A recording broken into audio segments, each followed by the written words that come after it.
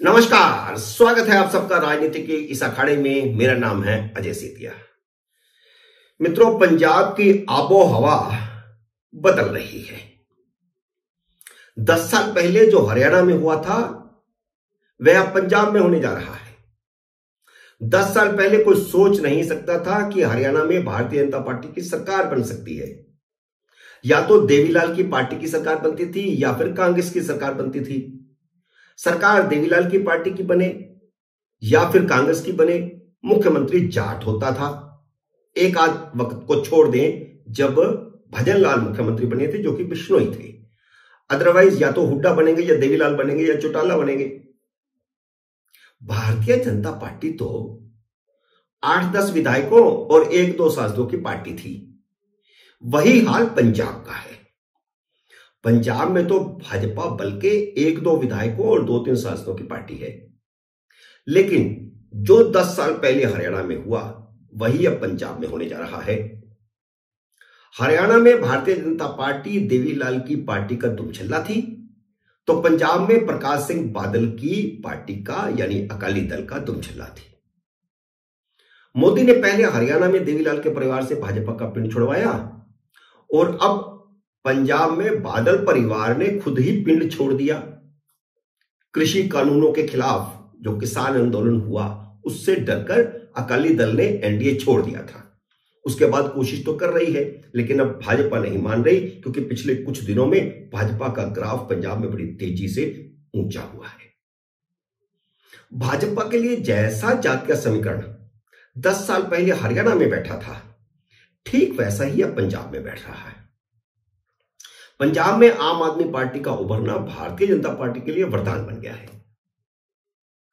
आम आदमी पार्टी इसलिए पंजाब में उभरी क्योंकि पंजाब की जनता कांग्रेस और अकाली दल के भ्रष्टाचार से तंग आ चुकी थी। एक बार अकाली दल की सरकार बनती थी, एक बार कांग्रेस की सरकार बनती थी, तीसरा विकल्प कोई था ही नहीं। और जैसे ही उसे विकल्प दिखाई दिया, दोनों पार्टियों का पत्ता साफ हो गया। अब आम आदमी पार्टी का विकल्प बनकर भारतीय जनता पार्टी उभर रही है। पिछले एक हफ्ते में कांग्रेस और आम आदमी पार्टी के 3 लोकसभा सांसद भाजपा में शामिल हो चुके हैं। यह एक संकेत है कि पंजाब की जनता क्या सोच रही है।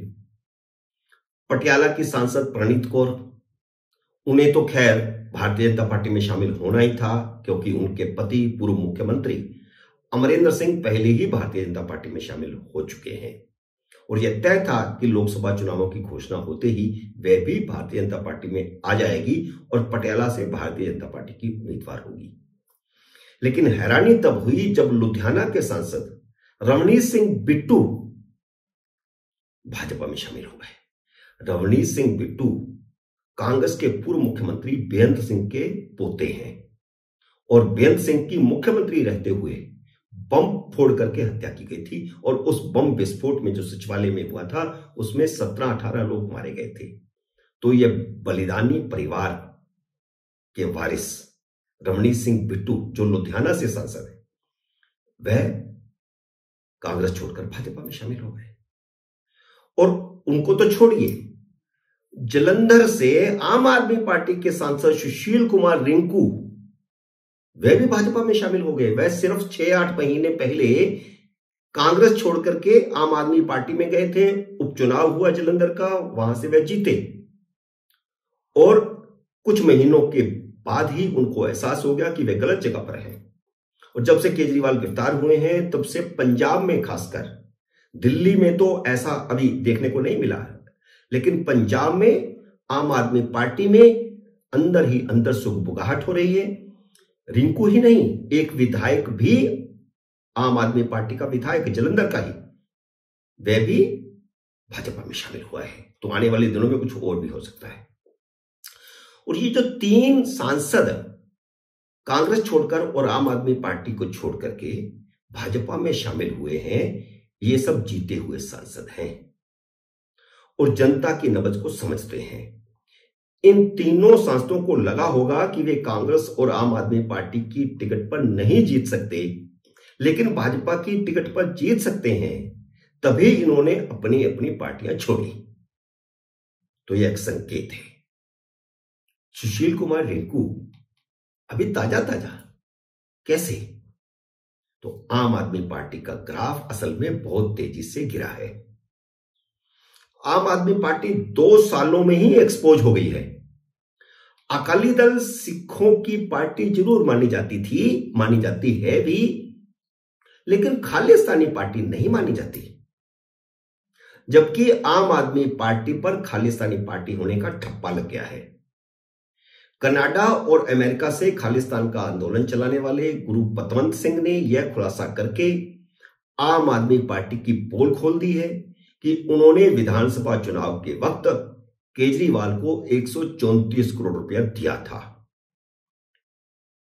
और वह इसलिए दिया था ताकि वह खालिस्तानियों को जेल से रिहा करवाएंगे। लेकिन उन्होंने ऐसा नहीं किया। ऐसा करना संभव भी नहीं था, क्योंकि अगर वह खालिस्तानियों को रिहा करवाते तो केंद्र सरकार का डंडा चल जाता। बल्कि इतना ही नहीं, भगवंत सिंह मान ने केंद्र सरकार के दबाव में आकर के अमृतपाल सिंह को भी गिरफ्तार किया और उन्हें गिरफ्तार करके असम की जेल में भेज दिया। गुरु पतवंत सिंह के इस खुलासे ने कुमार विश्वास के आरोप को सच साबित कर दिया है, और कुमार विश्वास ने विधानसभा चुनाव के समय ही पंजाब की जनता को चिताया था कि केजरीवाल खालिस्तानियों के इशारे पर नाच रहे हैं। भारतीय जनता पार्टी के ग्राफ में बहुत परिवर्तन आ गया है पिछले 2 सालों में। वह अब पंजाब में सिर्फ हिंदुओं की पार्टी नहीं रह गई है। अमरिंदर सिंह ने जैसे ही प्रवेश किया भारतीय जनता पार्टी में, उसके बाद से कई सिख नेता, कई पार्टियों के सिख नेता, ईमानदार सिख नेता अपनी अपनी पार्टी छोड़कर भारतीय जनता पार्टी में शामिल हो रहे हैं, और काफी हो चुके हैं। और क्यों हुआ है ऐसा परिवर्तन? क्यों हुई आम आदमी पार्टी की वहां पर सरकार आई? सबसे पहले 2021 का किसान आंदोलन, जिसे आम आदमी पार्टी ने हवा दी थी, उसी को पंजाब के चुनाव में फायदा हुआ। तो पंजाब में जो आम आदमी पार्टी की सरकार बनी, उसकी सबसे बड़ी वजह किसान आंदोलन था।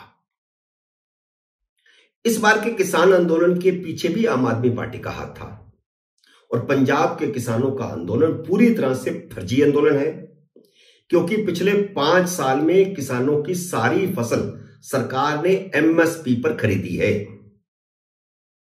फसल का एक दाना भी बचता तो एमएसपी को कानूनी दर्जा देने की मांग जायज होती। इस आंदोलन ने एक बार फिर साबित किया कि यह प्रायोजित था।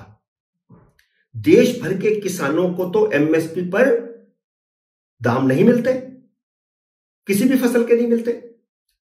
एमएसपी का 90% तो फायदा पंजाब उठाता है और कुछ हरियाणा उठाता है, लेकिन वहां से आंदोलन होना आश्चर्यजनक था। इसलिए यह आंदोलन प्रायोजित था। कनाडा के और अमेरिका के खालिस्तानियों की शय पर था, और वहीं का पैसा आ रहा था। किसान आंदोलन ने पंजाब को शहरी और ग्रामीण में विभाजित कर दिया है। आम आदमी पार्टी की जिन योजनाओं का सरकारी विज्ञापनों के जरिए ढिंढोरा पीटा जा रहा है, भगवंत सिंह बार बार टीवी चैनलों पर अपने विज्ञापन दे रहे हैं, अपना चेहरा दिखा रहे हैं और पीली पगड़ी बांधकर खुद को भगत सिंह बता रहे हैं। उन योजनाओं का लाभ असल में किसी को मिला है तो वह ग्रामीण वोटरों को मिला है, जबकि लोकसभा की 13 में से 7 सीटें पूरी तरह शहरी हैं। इनमें से 3 अमृतसर, गुरदासपुर और होशियारपुर पहले से भाजपा जीतती रही है। इस बार पटियाला, लुधियाना, जालंधर, इन तीनों ही जगह के सांसद भाजपा में शामिल हुए हैं, और ये इलाका जो है, ये तीनों का जो साथ साथ लगता है इलाका है, पटियाला, फिर लुधियाना और फिर जालंधर और फिर अमृतसर। तो ये पूरी बेल्ट भाजपा के लिए मजबूत हो चुकी है। इसलिए इसके अलावा अनंतपुर